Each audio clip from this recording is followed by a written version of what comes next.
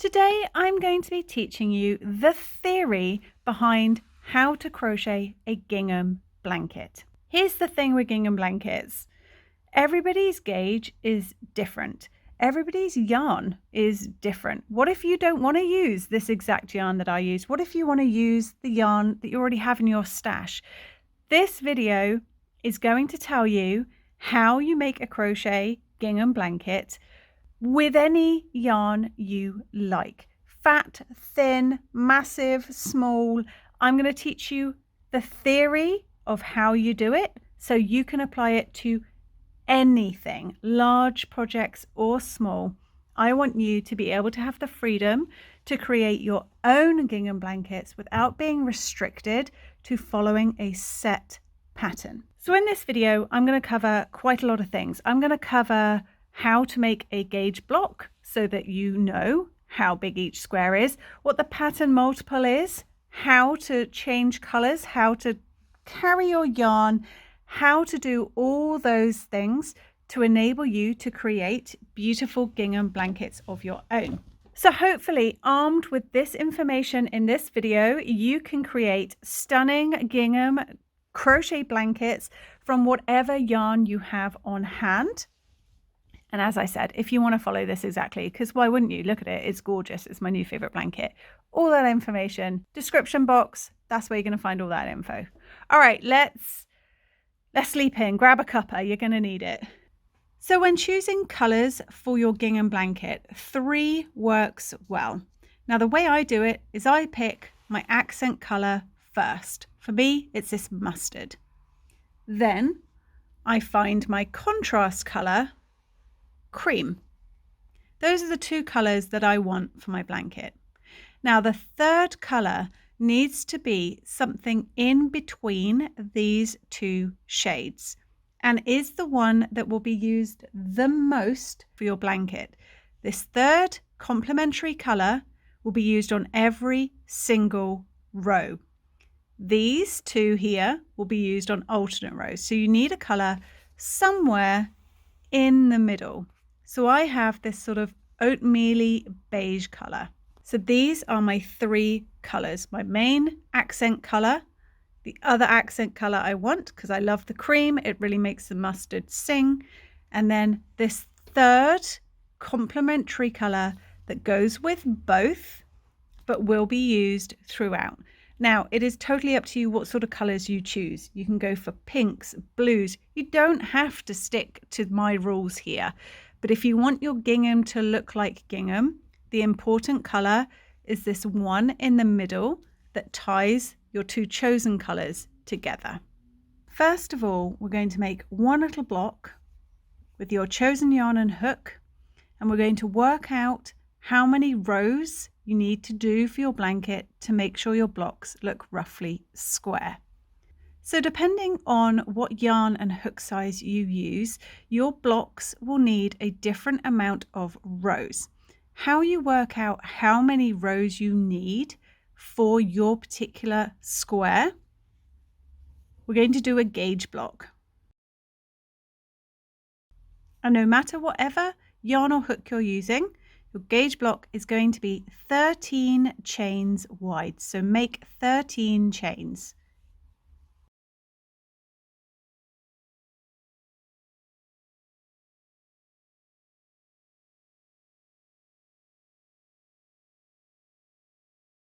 So I've got my 13 chains. So this will be the width of my block. Now I need to work out how many rows it'll take for it to look roughly square. So working into the 5th chain from your hook. The loop on your hook doesn't count as anything. You only want to count these fully formed chains. So 1, 2, 3, 4, 5. Into that 5th chain, work a double crochet stitch. These skipped chains count as a double crochet stitch, and then double crochet into each of the remaining chains along the row.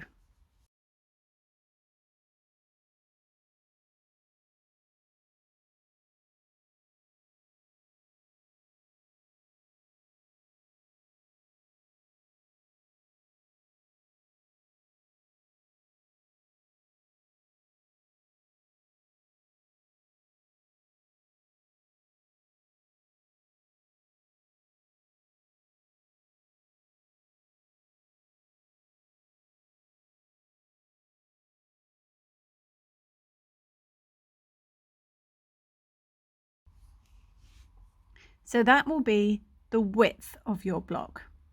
Now you need to work out how many rows high to get this looking roughly square.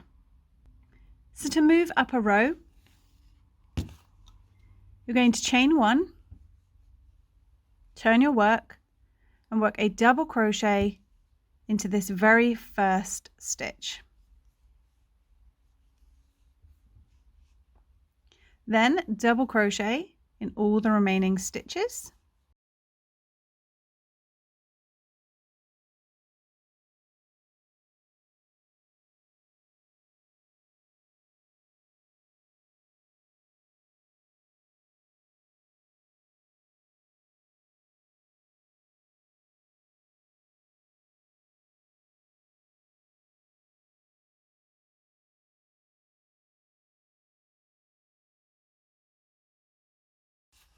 And don't forget to put your 10th stitch into the top of the turning chain for this second row, so right into the top there.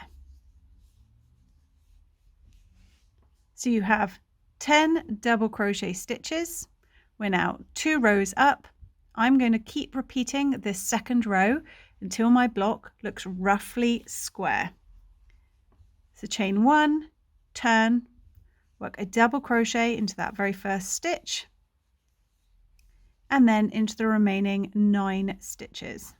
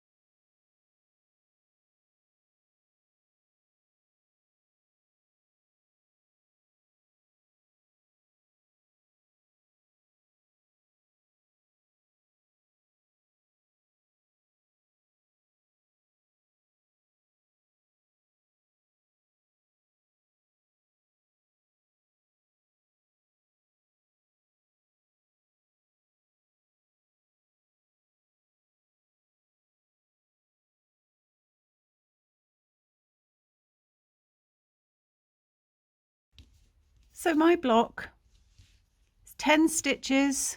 It's also a bit messy, but we'll ignore that. 10 stitches wide.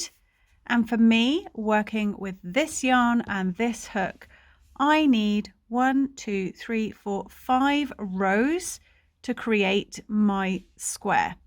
You may find you need more than 5 rows or less than 5 rows, but you work out how many rows you need to get a block that you are happy with, that it looks more or less square. Once you know how many rows with your yarn, then your pattern builds from there. So that is how you gauge swatch your gingham block to whatever yarn it is that you want to use. All right, let's move on to the pattern itself. So you've done your gauge swatch block and you know how many rows high to take your blanket. Now we need to know how many blocks wide to take it, and that is where the pattern multiple comes in. So I'm going to explain it for you briefly now, then I will move on to showing you exactly how the gingham pattern is made up. So the pattern multiple is 20 plus 13. Now what that means is you are going to chain in sets of 20, 20, 20, 20, then add 13 at the end. Now visually, to show you what that looks like, 2 blocks is your 20. So you will have 2 blocks, 2 gingham blocks for every 20 chains. The 13 that you add at the end is your final block. Now you need that final block because if you're doing it in 20, 20, 20, that's 2 blocks. You will have an even number of blocks. You need to have an odd number of blocks to be able to create the offset gingham pattern. So for every 20 chains you do, visualize 2 blocks. Then your very final block, which creates the alternate offset pattern, and your very final block, that's your 13 at the end. Hopefully I haven't overly confused you. I just wanted you to have the visual of what 20 plus 13 looks like. From your gauge block, if you wanted to be super nerdy, you could even work out by measuring that gauge block exactly how wide your blanket is going to be. Because if you know that one block is 3 inches and the pattern multiple is made up of 2 blocks, 6 inches, plus 3 at the very end. So you can work out exactly how wide you want your blanket to be in multiples of, for me in this case, 6 inches, 2 blocks, plus 3 inches for that very final block. Okay, let's get crocheting. With that pattern multiple of 20 plus 13, that's what we're going to be working with today, so I can show you all the little tips and tricks. First of all, I am starting with my favorite color of my blanket. I knew right from the get-go this mustardy gold shade was my favorite, and this is the color that I went on to do my border in. So if you already have a preferred shade out of the 3 that you have, and that's the one that you're going to use your border color with, start with that color. So that's why I'm starting with this gold. And I am going to chain 33, which is 20 plus 13. That's going to give me 3 blocks.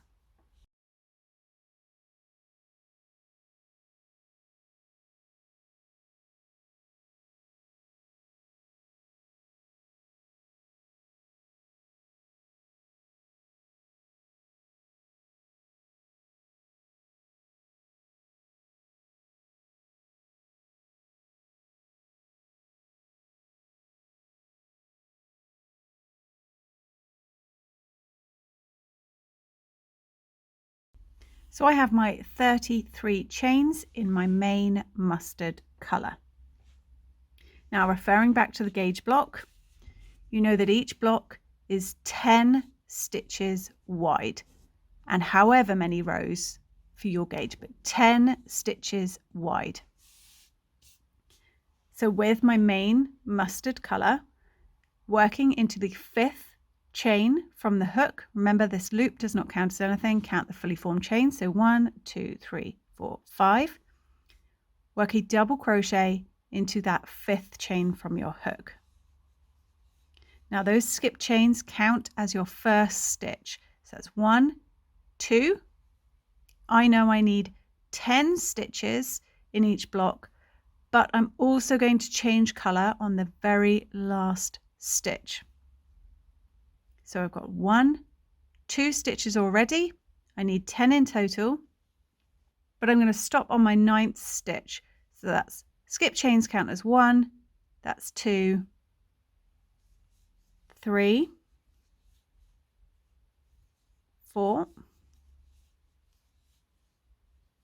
5, 6, 7, 8, 9. I'm just working 1 double crochet like we did for the gauge swatch into every single chain. So I have 1, 2, 3, 4, 5, 6, 7, 8, 9 stitches. I need 10, but I'm going to change color on the 10th. Now I'm changing to that complementary shade, which for me is the beige. So I'm bringing in the beige, and I'm going to change color on my next stitch. So into this very next stitch, I'm going to work a double crochet, but I'm going to stop before the final yarn over. So I've got 2 loops left on my hook. I'm going to drop this mustard, and I'm going to bring in my beige, my complementary color. And I'm going to finish my stitch with that shade. Now, gingham blanket is all about changing color every 10 stitches. So I'm going to show you a couple of things here. I'm going to show you how to carry your yarn. Just showed you how to do the color change, and I'm going to show you how to stop your yarns from twisting. So first off, I'm going to show you how you carry your yarn.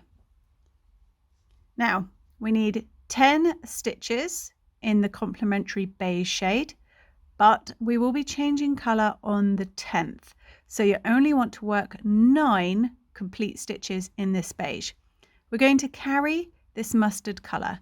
Now what that means is we are going to crochet over it as we work the next 10 stitches. Oops, how if I let go of the tail, holding 2 strands. So keep that tail out of the way. So here's the mustard in my hand and the chains, and I'm going to work 9 stitches sandwiching in this mustard yarn at the same time. So you can see by changing color on the end of the last stitch, you've got a nice seamless color change there. So that's 1, 2, 3, 4, 5, 6, 7, 8,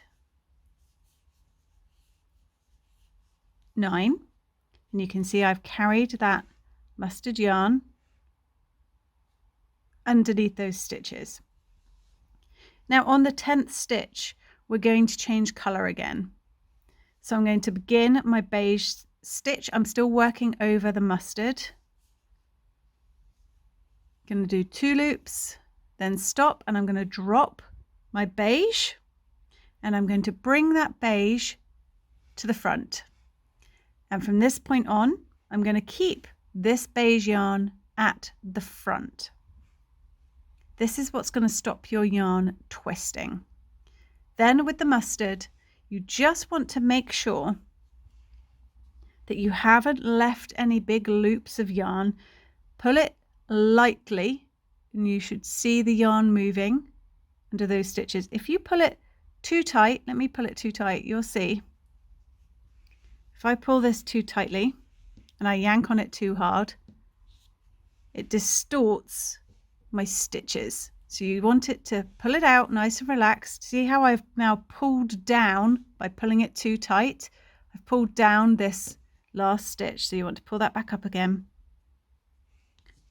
You will get a feel for how taut to have your yarn that you're pulling. What you just want to avoid, have it nice and neat. You don't want big loops of it that you've accidentally just left hanging out the back. So with your beige yarn to the front, mustard to the back, complete that beige stitch. And we're changing back to mustard. So we've now got 10 stitches, one slightly pulled down from me over demonstrating, 10 stitches in mustard, 10 in beige. Now the remaining part of the chain, we want 10 stitches in mustard, and we're going to work over the beige. We're going to carry it. I've just pulled it up slightly, and I'm going to work these last 10 stitches in mustard all the way to the end.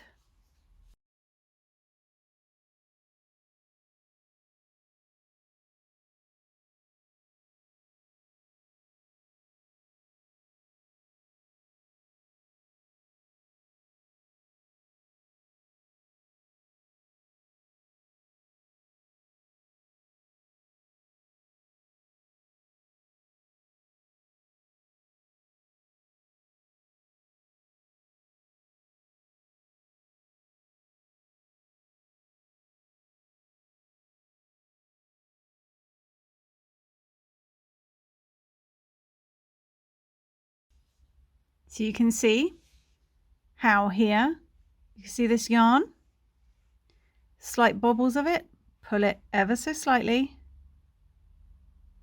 just to make sure it's all lying nice and flat, but don't pull it so tight that it distorts your stitches like this one over here. You can see here, they're all the same height, nice and neat. Not like this sad little angry thing that happened back here. All right, so that is the premise of carrying your yarn and changing color as you go. Now, this is where you refer back to your gauge swatch. So you will now know how many rows high you have to take each of your blocks. So for me, it's 5. So I want to have to work 5 rows in total with these colors, building 5 rows of this block. So that's 1. I need to do 4 more. Now to move up, I'm going to carry these yarns with me. Now remember, always have 1 at the back, 1 at the front, and you won't get tangled. So when you just have them together, these yarns, if you don't pay attention, they will tangle up like this as you work, and it will be an absolute nightmare. So to stop that from happening, have 1 to the front and 1 to the back at all times. All right, moving up a row and carrying the yarn. So to move up a row, like on your gauge swatch, we're going to chain 1, turn, and work a double crochet immediately into that same stitch. Now we need to get this beige yarn up with it. So what I'm going to do is, before I chain, I'm going to take this beige yarn and I'm going to put it behind my hook. So it is in front of my mustard yarn. Then chain with your mustard yarn, which brings it up in line, and you've carried it up. Now turn,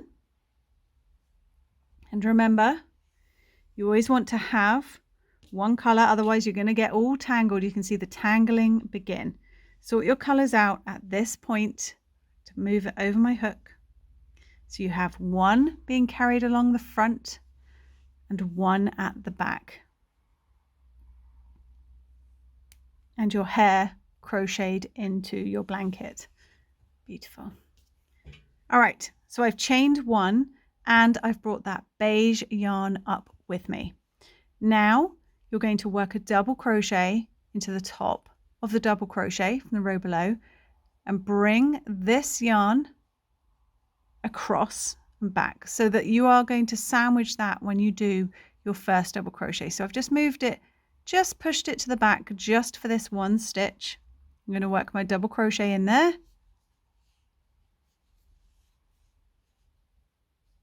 And then I have successfully brought it all the way up. Now you are going to be repeating, just changing color every 10 stitches to build your rows, carrying the yarn just as you did in that first row. Now this first row is out of the way, it's far easier to see when your next stitch is coming up for color changing purposes.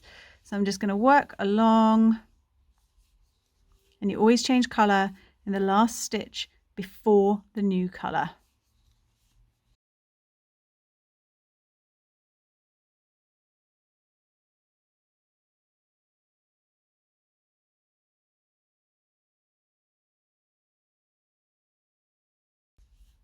So I'm at my last stitch before the new color. So I'm going to change color on this. And again, just take a moment, because you can see I've got loose yarn there. I'm just going to pull it just gently so that it all lies nice and flat. Not so taut that it distorts anything. You just want it nice and flat. And then when you're ready, yarn over.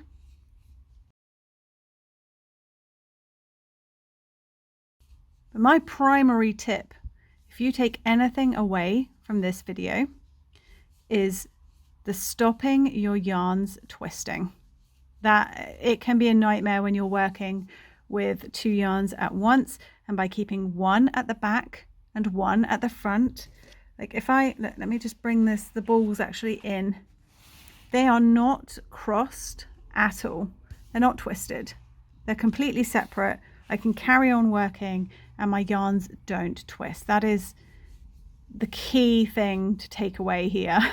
all the other little tips and tricks aside, keeping your yarns separate and not twisting is just vital, because you will drive yourself insane unwinding balls as you go. And then second tip, just gently pull your yarn, make sure you're not distorting your stitches, just so everything stays neat and flat. So you would continue for as many rows as your blocks need to be to get the height. Then you would change and alternate up the color. So I'm going to go ahead, I am going to crochet up my 5 rows for my blocks, and then I will show you the color sequence for bringing in the next yarn to get that gingham effect.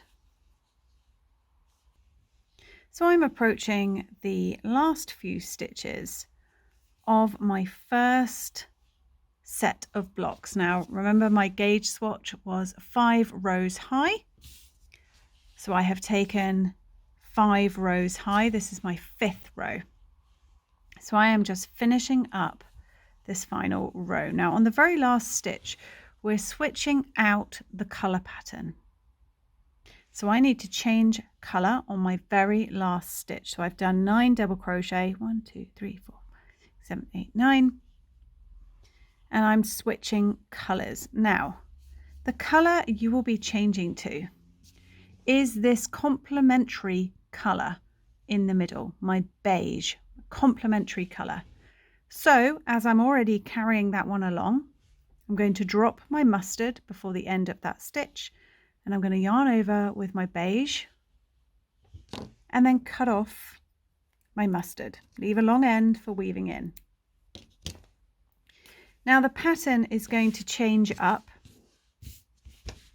So initially I started with main color, complementary, main color.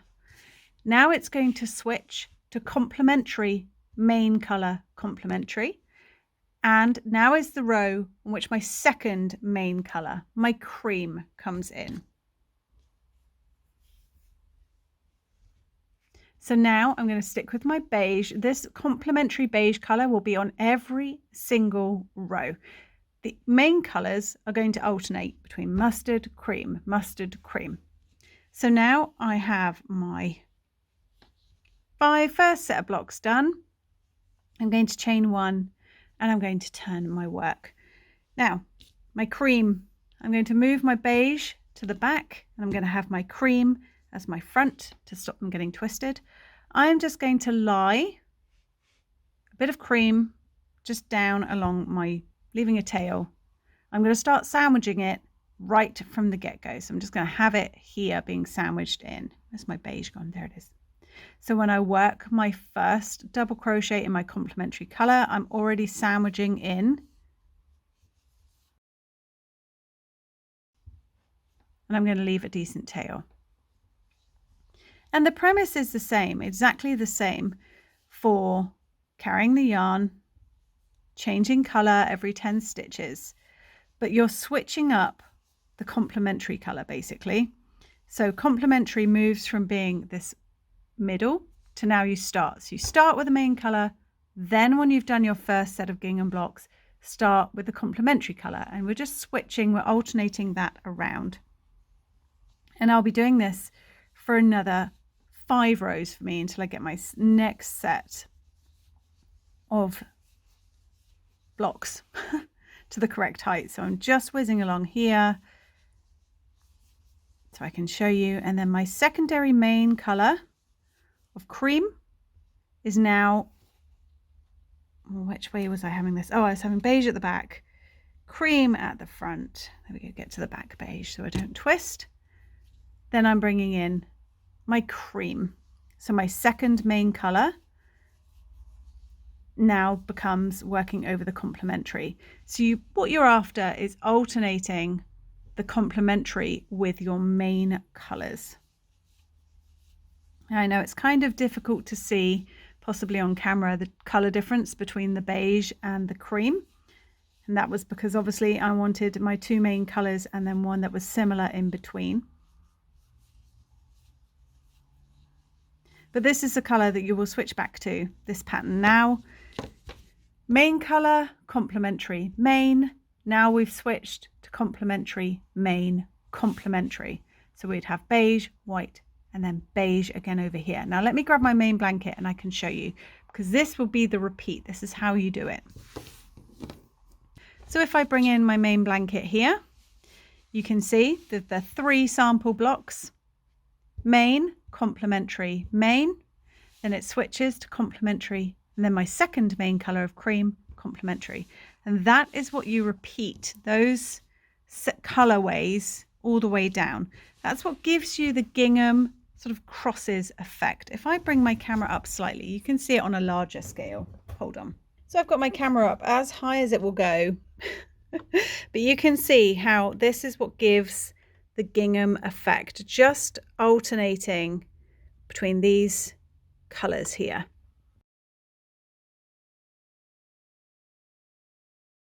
So I hope that gives you all the information you could possibly need to go on to create your own gingham style blankets with whatever yarn you may already have in your stash, or if you see in a shop. Just know that whatever your complementary color is, you'll need more of that yarn than the 2 main colors, because obviously it goes on every single row rather than every other row. Don't forget, whatever color you want as your main color, if you wanted to put on a border, bear that in mind for your yarn quantities as well. If you would like to follow this exact blanket that I have on my table, I do have all the yarn quantities, all the stitch amounts, everything that I did for the pattern is written down there.